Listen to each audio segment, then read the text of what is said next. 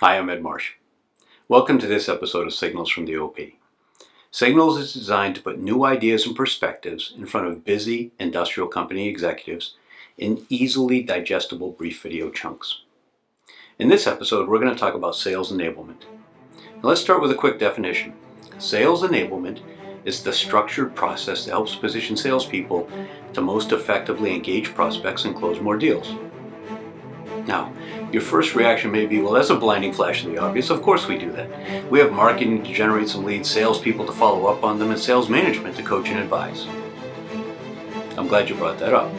Let's differentiate between the traditional model you just outlined and what best practice is evolving to mean in terms of real sales enablement. The traditional model is a very linear and siloed process. Marketing may run some journal ads, organize some trade shows, and harvest some website inquiries. Those are passed to sales, which is supposed to follow up on those, do separate prospecting, create projects, respond to inquiries, drive referrals, manage projects, and close deals. Technology is owned by IT in most cases, so yes, you have an organizational structure with some designated responsibilities, and that's your process which you try to adapt to buyers' own requirements. That's different than flipping it on its head with the buyer as the focus. When you think of it from that perspective, this structure, that's a vestige of 1930s theories of scientific sales and marketing, doesn't work. What we're talking about is creating a structure that makes it easy for buyers to help themselves when they want to, and for the strengths and capabilities of marketing, sales, and technology to be adapted and integrated to provide a seamless, satisfactory buyer experience. Let's be honest, it doesn't happen much in industrial companies. We can explore a lot of reasons, but the simplest is that it's a process that draws on thoughtful integration, not just collaboration, of marketing and sales efforts, and further, the efforts of two functions that aren't commonly found in traditional industrial organizational structures. Those are marketing operations and sales operations. Sales enablement resources can include the right technology tools, for instance, a chatbot that lets a rep personally engage immediately on an active prospect site revisit, or a CRM view that helps them understand intent at a glance, conversational AI to help in coaching on calls, or even sales acceleration to help improve outbound sales effectiveness. It's also the right content contextually provided. For instance, case studies or educational content designed for each buying team role at each stage in the buying journey. It can also include insights to proactively guide sales approaches, email templates, ideal customer profile and competitive research, or even playbooks to structure conversations. The collective goal is to help your revenue growth team have more touches and make each touch as perfect as it could be from the buyer perspective for each situation. That could mean marketing interactions, or it could be sales, but it really doesn't matter if it's helping the buyer. But why would an industrial company consider implementing a sales enablement program, and how would they go about doing so?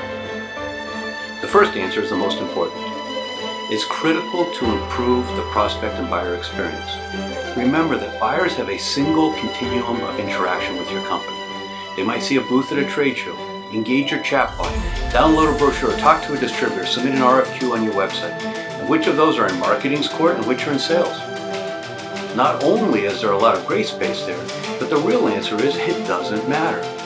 The person downloading a brochure doesn't care if it's marketing or sales that's responsible for making that available on the website. They just want the info. Rather, they want the answers to their questions. The modern buying journey constantly bounces back and forth between functions that have traditionally been marketing and others that have traditionally been sales.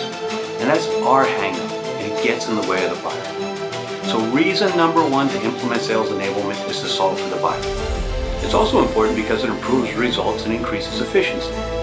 Investor-funded, rapid growth tech companies can provide a really helpful lab for industrial companies to study marketing and sales best practices. Those companies have short runways, low barriers to scale, and unreasonable growth expectations, so they have to innovate. Sales enablement is a product of that environment.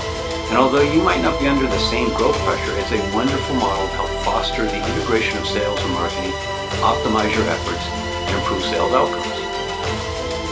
The next logical question is how you would go about building sales enablement for an industrial company. I can recommend a couple steps. First, adapt the organizational mindset. It's important that everyone understands and really lives An organizational structure where marketing and sales are both focused on improving buyer experience and collaboratively driving revenue. That's going to take some change management and deliberate leadership. Second, much of the opportunity relies on technology that has to be easy to use, readily modified, and customized by the marketing and sales operation teams, not requiring work orders from IT with tiring debates and frustrating cajoling to get it done, and a sales team that's willing to use the tools to their full capability. That leads to the third, that you're probably going to have to upgrade some talent in both departments. At least train and coach to meet new expectations, and in many cases replace or augment with different skills. The bottom line is that sales enablement is about seamless collaboration between marketing and sales to create an amazing buyer experience and improve the effectiveness of each revenue growth resource you have. That takes content, technology, mindset, and talent, and those will take leadership. I'm Ed Marsh. Thank you for joining me for this episode of Signals from the OP. If you enjoyed it, please share it and subscribe either to my YouTube channel, edmarshspeaks.tv, or at the related blog, SignalsFromTheOP.com.